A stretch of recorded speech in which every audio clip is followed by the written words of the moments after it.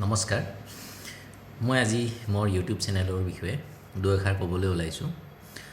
চেনেলটোৰ উদ্দেশ্য আৰু ইয়াত কি ভিডিঅ' থাকিব তাৰে সংক্ষিপ্তভাৱে আপোনালোকক জনাবলৈ লৈছোঁ।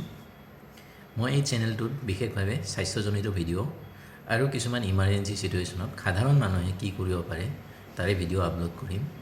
ভিডিঅ'বোৰ অতি সাধাৰণ ভাষাত সাধাৰণ লোকে বুজি পোৱাকৈ থাকিব, যাতে ইয়াৰ দ্বাৰা বহু হাজাৰ লোক উপকৃত হয়। আৰু ইয়াৰ লগতে মই আৰু এটা প্ৰগ্ৰাম ইনিচিয়েটিভ ল'বলৈ লৈছোঁ বেছিক লাইফ ছাপৰ্টৰ ওপৰত। ছাডেন কাৰ্ডিয়েক এৰেষ্ট বুলি টাৰ্ম এটা আছে। হঠাৎ হৃদপিণ্ড বন্ধ হৈ যোৱা। যেতিয়া মানুহৰ হঠাৎ হৃদপিণ্ড বন্ধ হৈ যায়, হাৰ্টে ভাইটেল অৰ্গেনলৈ ব্লাড পাম্প কৰিব নোৱাৰে, যেনে ব্ৰেইন, হাৰ্ট, লাং, কিডনী ইটচেট্ৰা। তো কি হয়, তেতিয়া মানুহজন হঠাৎ অচেতন হৈ পৰে, আৰু যদি সময়মতে CPR দিব নোৱাৰে তেতিয়াহ'লে তাৎক্ষণিকভাৱে মৃত্যু ঘটে।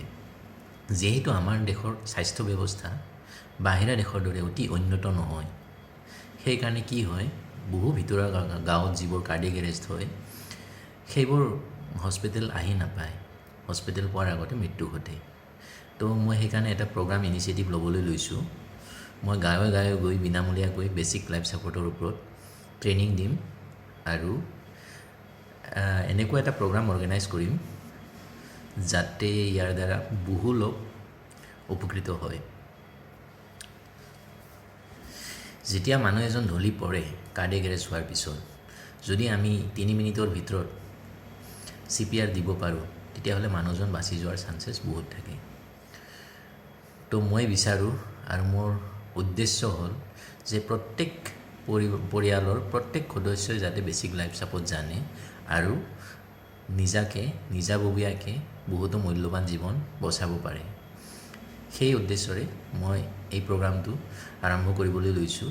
আৰু যদি মই ট্ৰেইনিং দিয়াৰ পিছত কোনোবা এজনৰো মূল্যৱান জীৱন বাচে, তেতিয়াহ'লে মই মোৰ উদ্দেশ্যত সফল হোৱা বুলি ভাবিম।